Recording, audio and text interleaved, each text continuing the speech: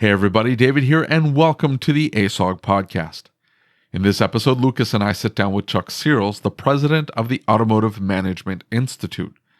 AMI has been committed to improving soft skills within the automotive industry and have now introduced a new and unique program unlike anything we've seen before. But before we get into all that, do me a quick favor. Head on over to youtube.com and type in ASOG. Once you see our channel, please hit that subscribe button. We're going to be putting out a ton of new content, a whole bunch of different types of videos that you're not going to want to miss. If you're listening to this on your favorite podcast listening app, make sure that you have it set to automatically download the latest episode as well. And now, here we go.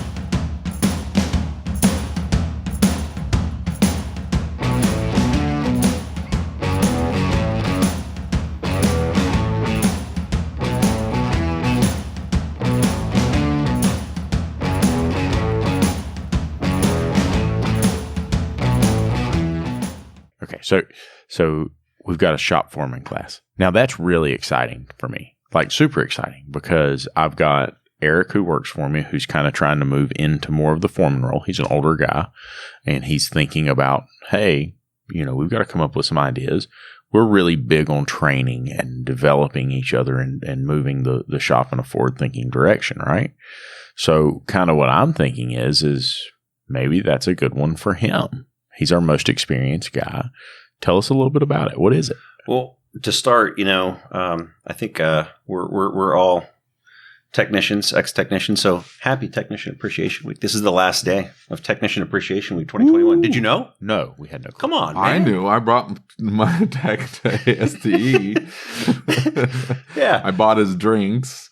Hey, that's good enough. So yeah, it was a good week to launch the series.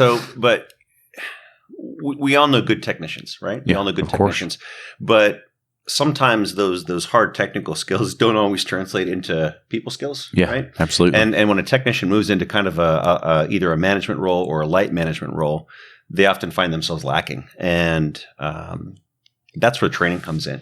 So as opposed to having to learn the school of hard knocks, where you it's like, oh, well, I don't ever want to do that again. Right. That worked, that didn't. That's where the training comes in. So it gives you some best practices. And we went through, did needs analysis with some existing shop foremen, existing technicians, and so on, right. Shop managers. And we actually came up with a list of 39 courses. A lot of them are micro-learning. I think it's 26 credit hours. And we developed 5 new classes that focus on the role. The most important in my mind are building a technician training plan, right? Because that's the awesome. Bread and butter, right? It builds retention, knowledge, all that good stuff. Right. Mentoring, coaching, and mentoring. Yeah. And we are actually partnered with ATI. They did some review of our material, and we kind of traded back and forth. Right. We're not exactly sure how that partnership's going to look 100%, but I think in their apprenticeship program, they'll take their technician mentors and put them through some of our training, I believe. Right. There are courses on quality control inspection, super, super important, fixed right first time stuff. The test drive, the best way to get, the proper diagnostic mindset, I think, for the test drive. Yeah, that's a big one. How to duplicate and such. And then it's important, but it's bottom of the list for me at least, is shop inventory and equipment control and maintenance, because that often falls on the shop manager role, right? It's like how many cuts do you have on that brake lathe, buddy? It's like exactly. Those swirls are not pretty anymore. When was the last time you rotated those teeth? So yeah. Well, so first of all, you have been so instrumental in the process of growing our industry, right? Through AMI. I mean, it's a big deal, right? I'd like to think so. A lot of folks don't even realize they're getting AMI credits anymore. They just they don't know about it. So let's tell folks what AMI is. We've talked. You've been on the show before, but let's talk about it again, especially for the owners, because we're talking about growing shops up from the ground up, and we really want to create a whole different hunger for training in our facilities. You guys really create some stuff that, I guess the best thing to call it is reward beyond just being smarter, right?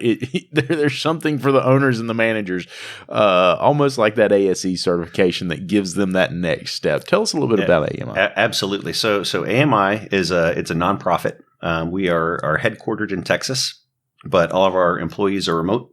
Right now, we're primarily focused on online courses for obvious reasons. Right. Easiest to deliver. Although, to your point, very, very, very, very many classes that are taught out there in the field are or offer AMI accreditation, so you can fill out your credit form and ship it in. Right. AMI holds records. I think we have over 300,000 records of credit, different people. So there are people out there that have AMI credit and don't even know it. Right. Because the instructor fills out the form or whatever. But so a lot of the training that we offer is quote unquote management. So, there's hard skills and there's soft skills. Hard skills are what a technician has, right? So you fix stuff. It's a hard part. That's that skill set. Soft skills are the people skills, right? So me talking to you guys, job costing for a service advisor, service advisory and diagnostics. I mean, those type of skills are things that can be trained, and that's what we do. That's what we do. We do a lot of that stuff, and I think another thing too is you'll see a lot of folks out there, and after their name they have AAM or AMAM, and it's like, what the heck does that mean? Well, that's an accredited automotive manager. That's an AMI designation. And AMAM is master, accredited manager. So we've been out there since '89. So it's like one of the biggest nonprofits you've never heard of. A lot of times, especially I've been bumping around here because this is the first time AMI has been represented at this function. Right. And people are like, I don't know, who are you? I had no idea. Right. Well, let me tell you about it. And I'm like, oh, that's cool. So I think what's important, especially for the audience that might be listening today, is let's say you're going from technician to shop owner, right? You're making that transition, and you kind of have a clue. Right. But you're missing all those fine points. Yeah. That stuff's trainable. You don't have to do it on your own. Exactly. Go out there and get the training. And we do host a lot of that. That is awesome. So, we've got this new shop foreman role where, and you've talked a little bit about where it came from. Tell us, where is this training? What, you asked who's doing the training itself. Where is this training developed from? What type of platform is in? Is it all web-based right now? It is. It is all web-based. So the way it's set up is we had a developer that I've known for many, many years, about 20 years. He's a ex-master technician. Okay. Actually, I shouldn't say ex because he still maintains a certification. Even though he doesn't work on cars, he's still an ASE master. Right. He go-kart races now. He's retired. Oh, that's pretty slick. Yeah. So I talked Tom into coming back and helping out. And he developed training for Nissan for years. Okay. He taught and then developed for years. So we went out and we identified some good folks. We had help with ASA. They helped us out with their one of their steering committees. They pointed us to some successful shops where we could find some people to talk to and say, hey, what are the best practices? What did you do to succeed as a shop foreman? And or assistant manager or service manager, whatever you want to call it. We had to pick a name, so shop foreman it was. And that's how we sort of did the needs analysis. And then Tom wrote the material, bounced it off the subject matter experts, and we had Tracy Dombrowski from from Collision Advice actually do the final rendering and the web courses. So those 5 new courses are on AMI. Very cool. How much time does it take for somebody to get through all that? So if you started from scratch, then it would take you theoretically 26 credit hours, right? There's 29 courses. Yeah. I'm sorry, 39 courses, 39. But a lot of them are 10, 15 minutes long, right? I don't need to sit down here for an hour and tell you, hey, here's what to do when someone disagrees with you. I can package that into a small chunk. Yeah. And thank God too, because really, I mean, I don't an hour long e-learn. It's like, hey, look, I'm going to be honest with you. I think I need to go take that class, that particular one, because you see David here, he disagrees with me 24/7. I mean, if he's not disagreeing with me, I disagree with you on that. Yeah, I know. So some of the topics that you just mentioned, like, man, I might just put my technicians through this. Like, we could do lunch and learns, which is the greatest thing ever.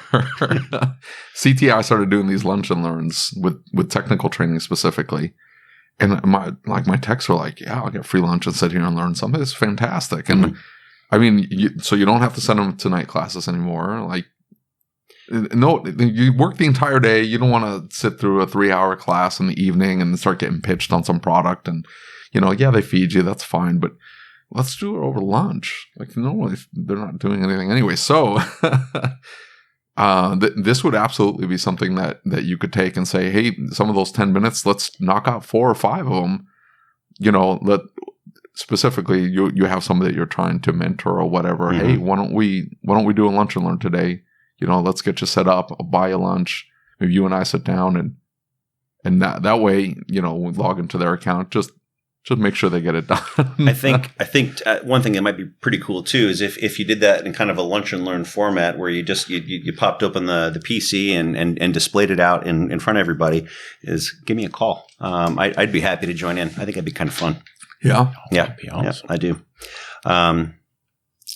I had to pull out my card because I always forget what our website is, which is horrible. But so amionline.org is amionline.org. Yeah, is a good starting place. How much is this platform? So I think if you took every single class, it's for the designation, it'd be right around $1,200. I think. Oh, that's really not that bad. Not terrible. What? Yeah, not terrible. That doesn't sound right. Yeah. But it's. He didn't even know the website. He probably doesn't know the price. I'm just missing a 0. Yeah, we charge $47.50 a credit hour. So right. If it's 26 credit hours, do the quick math. It's right around $1,200. Awesome, it's not like you have to drop $1,200 all at once, because the right. way we offer training is it's a la carte. So imagine an Amazon shopping experience. I pick this course, this course, add to cart and check out. Right. And then they're available to me at that point.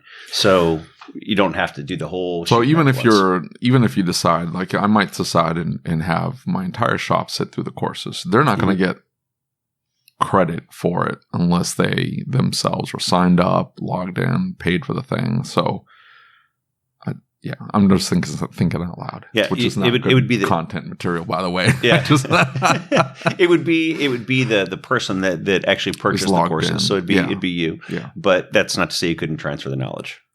Well, it's not even that. Like I would want at least 1 or 2 of my staff, like my service advisor. I would, some of these skills, some of the content that you're talking about, it's not a bad thing for all of my people to know at least the basics on mentoring and coaching, definitely, and dealing with difficult situations and conflict resolution and then the diagnostic test drive. Like those are topics that could translate to everybody. But at the end of the day, you sort of want them to have the credit. Like, hey, let's start working towards you getting your AAM or AMAM. Like, let because it's great that you have the knowledge, but you sort of want to show the certificate. You want to show that, hey, we're. It's not just like just sat through the class, like. So then you just pony up the cash and pay. Yeah. So you do get a certificate out of this and shoulder patch as well. That's awesome. And you got to have the soldier patch. Give you some stripes, David. There you go. Well, and here's the thing: is that A, it lifts up your staff, right? But B, it lifts up our industry, right? And now you brought up something really important to us, because we're hearing a lot of this right now. Is look, if you want to start a shop, there's a lot of techs who are not happy where they're at. Maybe they have a dream of owning their own business. And you can't come to ASTE. You can't come to Apex. You can't make that happen. And for me, I think these events are where the hunger starts. They're not where the whole education happens at an event like this. You come to an event like this and the hunger starts here, and then you build upon that, right? But this gives you the tools you need to be that shop owner, right? And it gives you a path. For me, that's what's really important, is I need a path, because I'm not a professional trainer, right? I'm not that good at bringing my guys in and setting down and creating a training path for them. I need some help. I need some direction. Where are we going? Yeah. Because I don't know how to do that. And you guys have taken, and we've got a lot of technical options that help us do that. You guys have done that on this side. And I think that's really important, because so much of this reputation problem that we're talking about comes from a lack of leadership. Lack of leadership, lack of training. And I've preached it to you before, and I'll say it again. Leadership, there are people that are born with it, but you don't have to be. Yeah. Leadership it's a trainable skill. I mean, you can pick up the things. There are so many instruments out there that you can use to measure your leadership skills too. Right. One is like the Leadership Practices Inventory, LPI they call it. And it focuses on 5 practices that good leaders exhibit.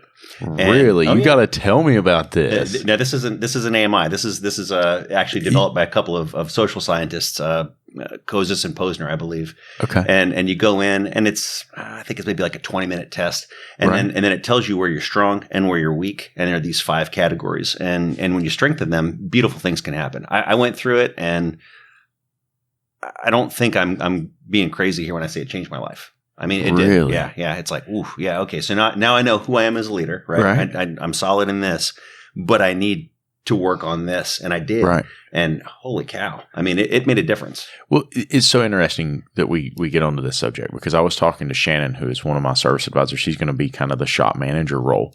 And we were talking about leadership and leadership deficit, right? And talking about the fact, we went and got a haircut the other day. Okay. Now I take my guys, we'll either go to really nice restaurants or we'll go to nice barbershops, and we will go and see what that experience is like. And we pay attention to how things happen and what happens. And so one of the things that we know is we go to get this haircut, right? We go through the door, and the night before, the owner of the facility had sent us text messages and said, hey, here's what to expect. Here's what we're going to do. Help me understand what you're looking for, et cetera, right? Now we come through the door, and he's had something come up. He's unable to come in. And the lady at the front knows nothing about what's going on, right? So all of a sudden, everybody's thrown into turmoil. The entire facility's in turmoil. Nobody knows what to do. Nobody knows who's cutting whose hair. Nobody knows what's happening next. And so one of the big takeaways, and the guy's like, I'm so sorry you had that experience. I'm like, no, it was great. And he's like, I don't understand. Right? It was great because it gave us a whole new perspective. Right? We see things differently now because of that experience. And that is that I'm the leader of the business, but there has to be a structure of leadership down through the business. And that means that we have to grow additional leaders within the business. Yes. Right? So true. We have to have that structure. Okay, Lucas can't come in. What next? What do we do? How does it work? Who's the head man in charge if this happens? And we were talking in that last podcast because they were insurance guys, and we're talking about process, policy, procedure, something we talk about on the show all the time. And the reason that we don't break process, the reason we don't break policy is because the policy was implemented to protect both us and the client from a poor experience, right?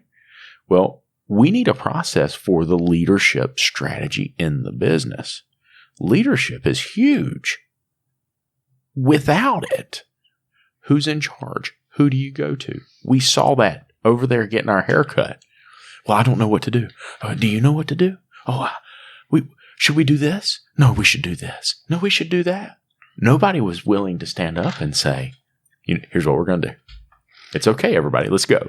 Yeah, I think you'll find that most successful leaders, great leaders even, will actually always be in the process of training their replacement. And I know that that's scary to some people, right? Yeah, because it's like, well, I want to keep all the secrets to myself. Yeah. I'm the person, I'm the man, whatever. Right. But the fact is, if you step out in traffic and get hit by a bus tomorrow, what happens to your business? What happens to the family you've left behind? The legacy. Exactly. So training also, if you train your replacement, then one, you're cementing the practices that make you strong in the first place, right? So you're validating that. Yeah. And it gives you a chance also to put your processes to paper, which is really important. Yes. And it doesn't have to be paper. It can be electronic, but it's sort of building a book of work, if you will, right? Right. And that cements holes in your process too. I mean, you can say, well, wait, maybe there's a better way to do this. And it really does work. But I think the most important thing is that training of any sort builds loyalty, creates retention. Loyalty, creates retention. And that's something we desperately need in our industry. Yeah. We're all about, oh gosh, we got a technician shortage. We got to get techs. Right. You got some too. Don't forget about those ones. Right. Don't forget about those ones. Oh, that's huge. That's huge. Don't forget about the ones you have. Yeah. We talk about that quite a bit. Retention. Yeah. Retention's important. It really is. Man, that's awesome. So What you got here? I see. No, I was trying to find the thing he was talking about. Did you go to amionline.org? No, I'm there already. But I was looking for the leadership stuff that you were talking about. Oh, LPI? Yeah. Yeah, the leadership practices inventory, just Google LPI and you'll find it. Like I said, that's not an AMI thing. It's outside, but it's really cool. It's really cool. And some of the 5 competencies you're going to be like, really? Right. Lead from the heart. Oh, I really don't want to do that. That's so soft and fuzzy. Yeah, I'm not that guy. Yeah, David's over here screaming in the corner. Yeah. Empathy. I was just reading an article on the effect of empathy and how far it's come from, like let's say back in the 80s or 90s. It's like, what? Empathy? Right. Lead with your heart. What are you talking about? And now I think people have come, employees especially, have come to expect something different from their leaders, right? Especially in the great employee crisis that we have right now, where people are just saying, this isn't so great. I'm going to trade in whatever it is I was doing today, and I'm going to start a new career tomorrow. Right. You've got to inspire your people. They want you have to make them want to stay. Absolutely, and leadership's that's where it's at. Well, and the family business deals with some of this, and there's definitely, my brother's taking over the family business, so there's a transition of leadership, right? And those are tough. Those are definitely tough if you don't have a strategy and a plan for how you're going to do it. But they employ mostly younger people, and you have to inspire those younger people. They don't just automatically come to you inspired. They don't come to you motivated necessarily. No. That's not already built into this, right? And they're finding themselves. They're finding direction. And we talk about Bridget all the time. Bridget's a fantastic worker. She's our apprentice in the shop. But she's young. It takes building that skill set. It takes building a human being in a lot of ways, right? That's something they don't just automatically come with. And so one of the things we've noticed in the family business is that, and you've heard me say it before, is the kids today. Oh man, that makes me feel old to even say that. Yeah. They at least you still got hair to cut. Well, that's just saying. Well, yeah, I'm in good company. I lost my hair at 24. Okay, it was gone. The kids today, they don't live to work. My dad's generation, the man's working himself to death to this day. Yeah, he loves to work. That's what he enjoys. That's what he wants to do. The kids today, David, they want to go back and play video games. They're working to live. Yeah. They're trying to get that reward so they can go do what they want to do. They're not focused on the career in front of them. Hold on now. I wouldn't.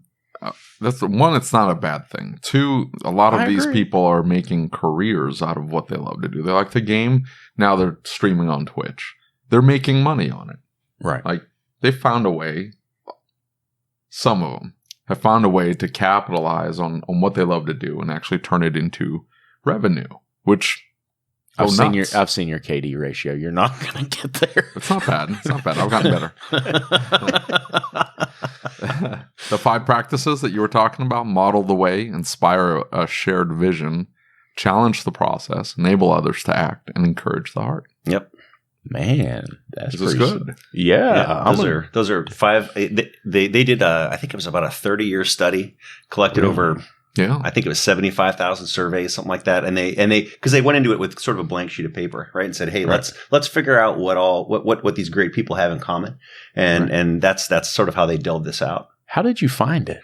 Actually, I took a course at Middle Tennessee State University through the Jennings Jones College of Business, and it was leadership development, LD 3000, I think, and it was focused on this, and it was, like I said, it was literally life changing. It was like, holy cow, I couldn't even believe it. That's awesome, man. Yeah. Well, you bring up something kind of cool because I was reading YouTube comments yesterday, and we had said, you never read the comments, man. Come on, that's the rule. I always read the comments. So in one of the comments, we had said, hey, you should, if you're going to start a business, go find a business coach. Now, I still believe that. He said, no, that's not the best bang for your buck. My thing is if you're going to start a business, hire a business coach that knows that particular business. And then when you start, you have a leg up. It's configured properly. But he said that if you wanted the best bang for your buck, go take a couple business and legal classes before starting your business. If you're a technician, go to the community college, sign up for some leadership and business courses first. Go do that. So that kind of ties back to this. I think this is like, I don't know. Like it sounds like the course that you took wasn't really like academic. I've tried to take academic like business courses, and you're like, man, this isn't it. I know. I'm saying my stuff like this. Yeah, stuff like this. This course, the course that I attended, actually, it was created for adult learners. They were going back to school. Actually, it was a partnership between Middle Tennessee State University and Bridgestone Corporation. So technical folks, surprise, surprise, right. They go back in, and you don't really want to waste a whole lot of time on stuff that you don't need. So that this course focused on that. And it was makes cool. more sense. I mean, there were in the class I was in, there were independent business owners. There were vice presidents from Cracker Barrel. Really? Yeah. And just cool. the spread was all over the place. Yeah. That's awesome, dude. I like that a lot. This is interesting. Like, I mean, they've got white papers like crazy, just breaking down, who the standard deviation and like successful leaders and how far out from the standard deviation they are towards the different characteristics, how much they challenge, inspire, enable, model, or encourage. And I mean, you start looking at these numbers and you're like, okay, well, that kind of makes sense. That's what makes them successful. My weakest point was basically a beautiful picture of the future. Right. Because I'm like, man. It's like, right. So it's a bad thing to be a pessimist? Well, I'm not a pessimist, but I think that in the automotive industry especially, it's like, well, here's the future. But when you look at it from a technical perspective, it's very blue sky, right? So it's like, hey, we're going to make this car that is so freaking challenging that there is no way that you, technician, can ever fix it. Exactly. It's like, that's good. And when I was still working in technical training at the time, it's like, oh my God, it's like, how do I overcome this? So I went back to the team. And said, hey, what do you think it should look like? And engaged them. And we sort of built up a vision, if you will, a vision statement for a group. And it worked. It's crazy. It works. Stuff works. That is fantastic, man. Yeah, that's very cool. All right. Well, sounds good. We got a full 30 minutes out of that. Got questions? Got ideas? Sing? Oh. No. Hey, I went to AMI.org online. AMIonline.org. There, mm-hmm. I'll just edit that out. And thank you. I just started looking through the courses, and man, this is good. There's a lot of them. Yeah. We've got. I think we have over 270 active courses, maybe a little more now. If you scroll down on the main page and you get over into the learning management system, mm-hmm. that's kind of where the rubber meets the road. The page that I gave you is sort of a launch point, mm-hmm. but you get to the learning management system, you can build a free profile, you get signed up in there, and then you go in and you can pick shop foreman as your area of interest. Yeah. It'll prompt you to do that as you're kind of working through. And then it'll actually give you all the 39 courses in a set, so you don't have to go on a bug hunt. Kind of like finding this room, you don't have to do that. Right. And to your point too, after you finish Shop Foreman and that series of courses, if you have greater aspirations, if you're looking at management, then you can go in and a lot of the courses here will either be core competency or elective credit. It works like a degree. Go towards that accredited automotive manager certificate. Okay. So that's pretty awesome, dude. Which is reasonably priced, by the way, because to get your customer service certificate is about $1,400. That's 30 hours, 30 credit hours. Mm-hmm. You double it to get so $2,850. Yeah. To get your AAOM, and then another 60 hours you can get your AAM. Yep. And then another 60 hours you get your AM. And then shop foreman's 26. So like I said, right around 2,300. Yeah. So so what you're saying, like if you go to this particular website, you see like these 4 things here, but you're saying like once you get into the learning management system, you'll be able to pick specific competencies. Correct. And then they'll tailor the courses to you, and then you still get the certificate, right? Mm-hmm. Very nice. Yeah. 1,200 for shop performance. Well, I think we're going to go back and we're going to sign our guys up for it. I have trouble keeping them when it comes to online training. I have trouble keeping them motivated and moving. You go home and you're just, I just want to go to bed. Yeah. I don't want to think about cars. Yeah, I mean, the lunch and learn thing's like, that's awesome. That's going to be the best way to go. Is you just like, hey, we're going to do these 4 courses or whatever. Like I said, you want them to get online. Is, hey, we're going to be working, and again, it's the same thing. It's the retention thing, right? You want to keep them engaged, so you're going to say, hey, we're going to get you a certificate in this, whatever it happens to be. But like for all of my technicians, like these are skills that they need to have, soft skills, but they need to have these skills. It'll make them successful, not just within the shop, but it'll make them successful in life, just overall. And there's things that they can take with them in case they happen to leave or I fire them, whatever. So, but they can take it with them. So you sort of tell them, you're like, hey, so we're going to sit down and we're going to do a weekly lunch and learn. We almost have been doing weekly lunch and learns because of the CTI schedule. But sometimes they throw up a class and like nobody's interested in it, and everybody's like, this is an option. Hey, let's sit down and whatever, the diagnostic test drive. We need that one. Yeah. I agree. I didn't hear it. It's like, okay, where'd you drive this thing?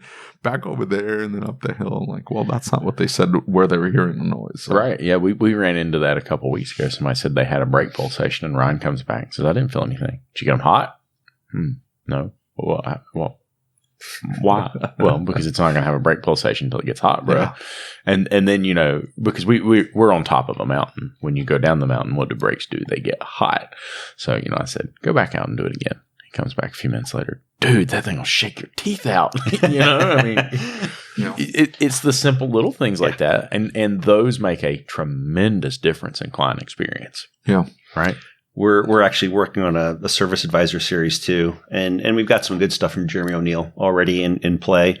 But that it can never be said enough. But the client to service advisor communication, right? Yeah. And gathering those details, especially if it's a quote unquote intermittent, right? Yeah. And then moving past that, the service advisor to the technician. Oh my gosh, how many hours, how many years are wasted? If you went back and looked, it's like, God, it's so frustrating. It's like it's just communication. It's just communication. Yeah. Yeah. And translating that communication onto. I'm already formulating an idea. Like what? Oh, I'm already. So yeah, me Juan too. and I can do like customer service and service advisor stuff and estimating and stuff like that. We can do that on like one day, and then when we do the technician, it'll be a different day. My techs can sit on that one, and Juan can bounce. Yeah, I'm over here thinking through it. If you hear me zoning out, I'm already kind of like thinking which TV I'm going to put this on, and then if you got a little training room already. See, I don't. We set it up with a sound bar, and we got something to hook into it so it'll stream because.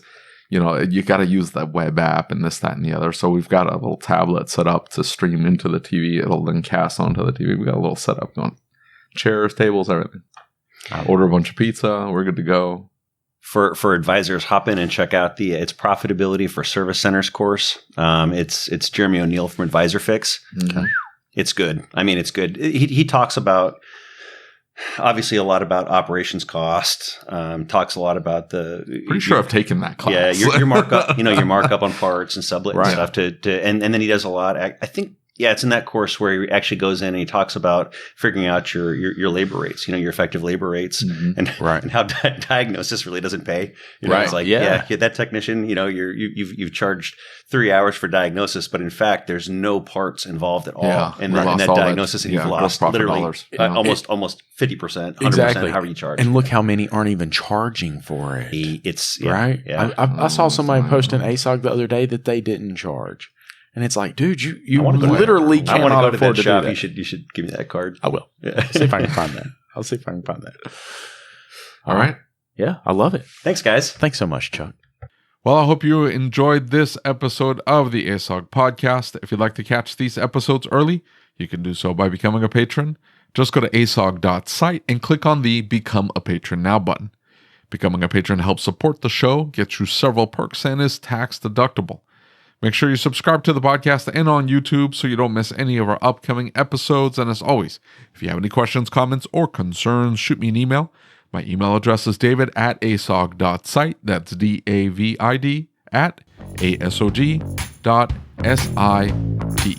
Until next time.